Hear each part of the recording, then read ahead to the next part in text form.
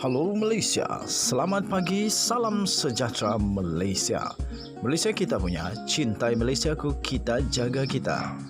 Sebelum kita mulakan berita hangat pada hari ini, untuk anda yang baru pertama kali, silalah untuk sudi tekan butang subscribe, like dan share. Sila juga tinggalkan komen anda kerana setiap komen anda amatlah dihargai. Berita hangat hari ini daripada channel ini, Denyut nadi suara rakyat bergema terus-menerus di dalam channel ini. Setiap hari kita membawakan berita-berita terbaru yang pastinya dinantikan oleh seluruh rakyat Malaysia. Kita akan mulakan berita kita. 1, 2, 3. Berita mula sekarang.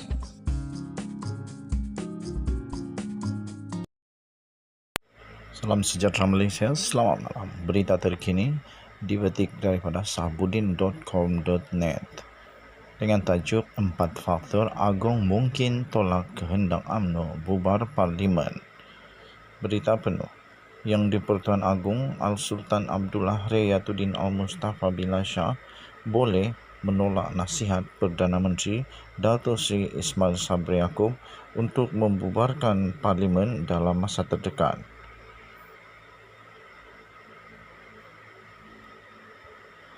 Pensyarah Undang-Undang dan Polisi di Universiti Teknologi Malaysia UTM, Profesor Madya Dr. Muhammad Fatih Yusof menggariskan 4 faktor yang boleh dijadikan asas kepada penolakan Seri Paduka untuk tujuan membubarkan Parlimen.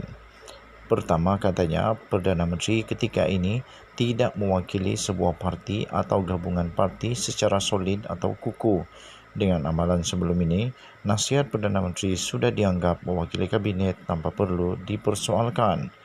Namun kini, jika Perdana Menteri menasihati Yang di-Pertuan Agong untuk pembubaran Parlimen, ia belum mewakili keseluruhan anggota jemaah menteri yang mewakili kerajaan. Maka, nasihat Perdana Menteri mungkin ditolak atas alasan ia tidak dibuat secara kolektif, sedangkan perlembagaan memberikan penekanan kepada konsep tanggungjawab bersama seperti mana di bawah perkara 43/3 Perlembagaan Persekutuan, katanya. Sebab penolakan kedua pula, katanya, sebagaimana keputusan Yang di-Pertuan Agong menolak nasihat pengisytiharan darurat berteraskan kepentingan awam, maka tidak mustahil nasihat Perdana Menteri untuk pembubaran Parlimen juga ditolak berasaskan kepentingan awam. Kepentingan awam boleh merujuk kepada beberapa faktor, termasuklah ketidaksesuaian pilihan raya umum PRU dilaksanakan pada musim tengkujuh dan faktor pembaziran jika PRU di peringkat Parlimen tidak berjalan serentak dengan pilihan raya peringkat Dewan Undangan Negeri DUN di beberapa negeri. Manakala faktor ketiga pula ialah tindakan Seri Paduka Baginda Yang di-Pertuan Agong yang mungkin tidak membubarkan Parlimen serta-merta walaupun selepas dinasihati Perdana Menteri tidak boleh dipersoalkan di mana-mana mahkamah seperti peruntukan perkara 32, katanya. Mengulas lanjut, beliau berkata, faktor keempat penolakan pembubaran adalah disebabkan rakyat terpaksa mengundi sewaktu musim tengkujuh dan PRU sebelum urusan belanjawan negara tidak disempurnakan dengan baik oleh kerajaan, serta risiko pembaziran akibat pilihan raya tidak serentak adalah salah satu langkah tidak popular dan bertentangan dengan sentimen umum rakyat. Sebarang tindakan daripada Seri Paduka Baginda Yang di-Pertuan Agong yang selari dengan kehendak rakyat sukar dipersoalkan walaupun ia kelihatan luar biasa, katanya. Maka mengambil kira 4 faktor itu, beliau menjangkakan tidak mustahil nasihat pembubaran Parlimen oleh Perdana Menteri akan ditolak jika ia benar-benar berlaku. Adalah lebih baik bagi Perdana Menteri untuk mengutamakan keputusan kabinet berbanding keputusan partinya. Jika Yang di-Pertuan Agong pernah menolak nasihat Perdana Menteri dan kabinet untuk mengisytiharkan darurat pada Oktober 2020, maka tidak mustahil Baginda juga menolak pembubaran Parlimen jika dinasihati oleh Perdana Menteri dalam masa terdekat ini, katanya. Beliau mendakwa sungguh pun kabinet tidak setuju pembubaran dilaksanakan, namun Tidak mustahil Perdana Menteri akan bertindak juga mengikut kehendak partinya yang mahukan Parlimen dibubarkan segera. Katanya, jika mengikut konvensyen perlembagaan dan kefahaman peruntukan perlembagaan secara literal iaitu perkara 55/2 yang di-Pertuan Agong perlu membubarkan Parlimen atas nasihat Perdana Menteri di bawah perkara 40. Berbeza dengan pembubaran akibat hilang sokongan majoriti di bawah perkara 43/4 dan 40/2/B yang boleh dilakukan atas budi bicara yang di-Pertuan Agong, katanya. Dalam situasi pelbagai parti menguasai kerajaan negeri, katanya, maka langkah yang paling tepat ialah mewujudkan persefahaman dengan parti berbeza berkaitan waktu pembubaran Parlimen dan DUN. Sekian berita, salam sejahtera Malaysia. Denyut nadi suara rakyat bergema di channel ini. Kita jumpa lagi, bye-bye.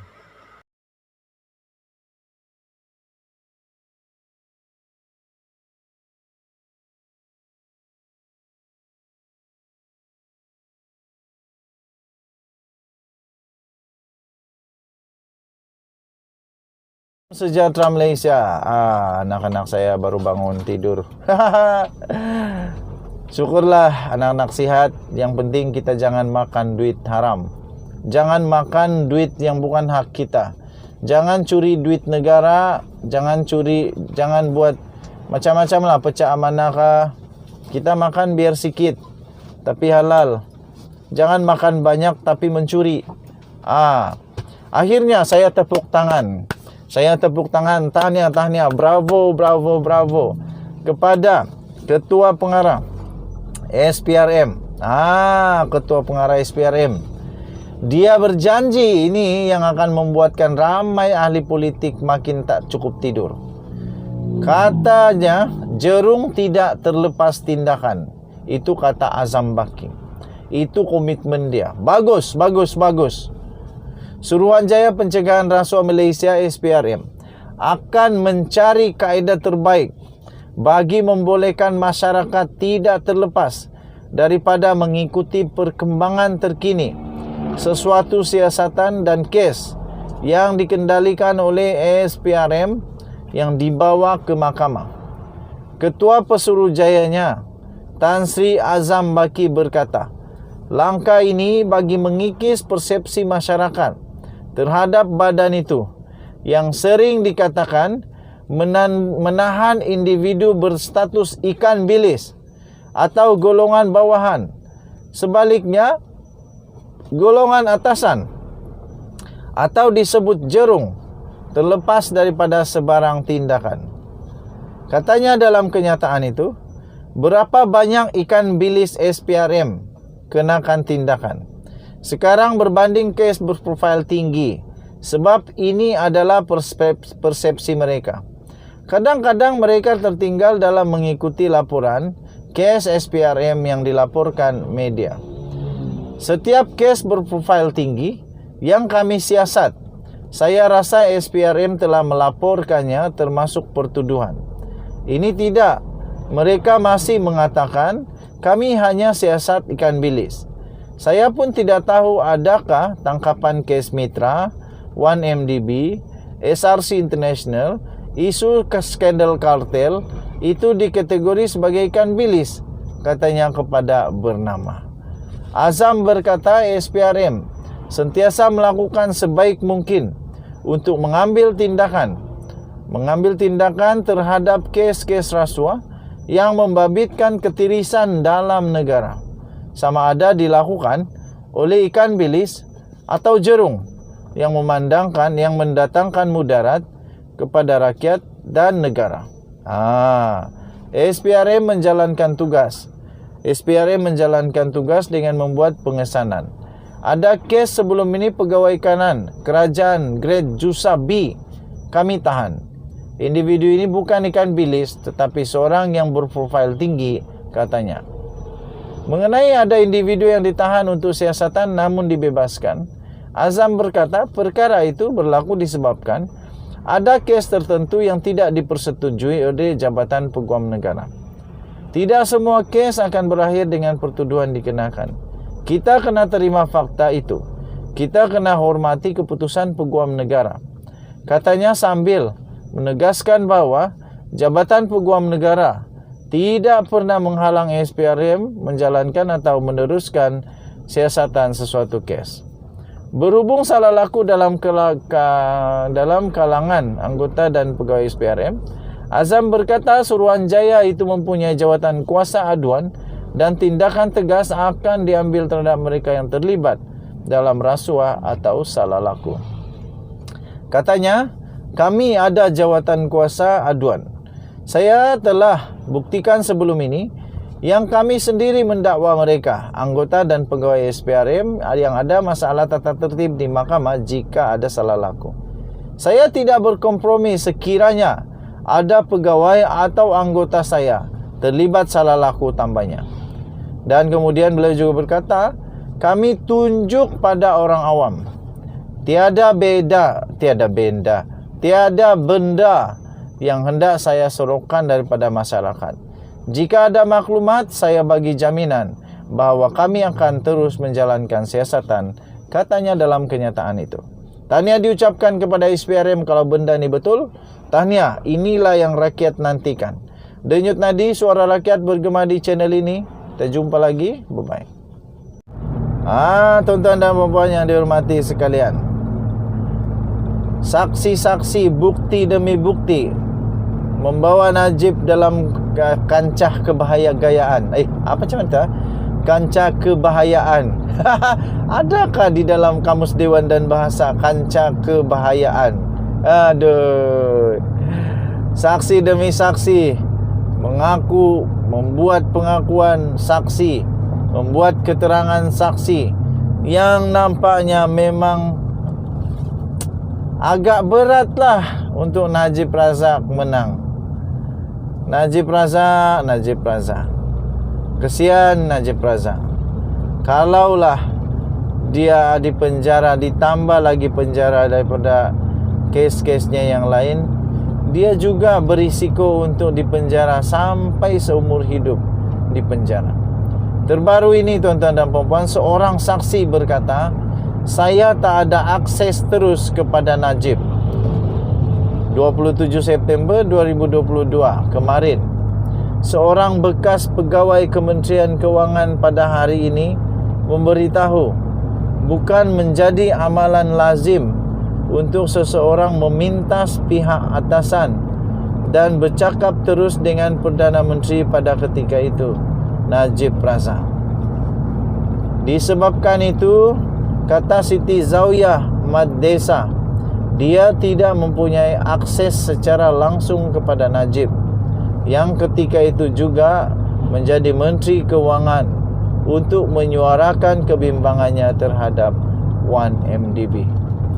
Dia memberi keterangan itu secara lisan di Mahkamah Tinggi Kuala Lumpur dalam perbicaraan yang membabitkan Najib Razak yang dituduh telah melakukan kesalahan terhadap ringgit Malaysia 2.28 bilion dana milik Syarikat Pelaburan Negara, milik penuh kerajaan berkenaan. Selain itu, bertindak sebagai Menteri Kewangan, Najib juga adalah pengerusi lembaga penasihat bagi syarikat terbabit. Ketika saksi ke-26 pendakwaan itu menjawab soalan pada sesi pemeriksaan semula oleh Gopal Sri Ram selaku timbalan pendakwa raya, Najib memandang dari kandang tertuduh. Sebelum ini, semasa sesi soal balas oleh pasukan pembelaan Najib, Peguam Muhammad Syafi Abdullah menyatakan rasa hairannya mengapa Siti Zawiyah tidak bercakap terus saja kepada Najib untuk membangkitkan pelbagai kekeliruan yang dialaminya. Pada 20 Jun, Siti Zawiyah telah memberi keterangan pegawai atasannya seperti Menteri Kewangan kedua ketika itu, Ahmad Husni Hanazla, enggan terlibat dalam 1MDB Ketua Setiausaha Perbendaharaan ketika itu, iaitu Muhammad Irwan Serigar Abdullah, pula memberitahunya untuk tidak membangkitkan isu berkenaan perkara 117 Memorandum dan artikel Persatuan MNA 1MDB. Perkara 117 itu memperuntukkan persoalan mengenai pelantikan pengarah, ahli pasukan pengurusan kanan dan hal kewangan lain yang memerlukan kebenaran Najib Razak. Tengah hari ini, ketika disoal balas pasukan pembelaan Najib, Siti Zawiya memberitahu mahkamah dia mengaku berasa takut kerana ia adalah kali pertama dia diminta untuk memberi keterangan di mahkamah dan sukar untuk berfikir secara lurus apabila diajukan pelbagai soalan. Berkhidmat selama 30 tahun. Berkhidmat selama 30 tahun dalam perkhidmatan awam dan hanya bersara pada tahun 2019 yang lalu, dia berkata, kebiasaannya penjawat awam membangkitkan sesuatu isu kepada pegawai atasan yang paling hampir dengannya sebelum ia dikemukakan oleh pegawai terbabit kepada Najib Razak. Berikut adalah berita yang telah diterbitkan di Malaysia Kini. Kamu boleh baca di malaysiakini.com bertarikh 27 September 2022. Dengan tajuk, saya tak ada akses terus kepada Najib, kata saksi, iaitu pegawai di dalam Kementerian Keuangan hari ini, Siti Zawiya Maddesa. Kita jumpa lagi. Denyut Nadi Suara Rakyat terus bergema di channel ini. Bye-bye.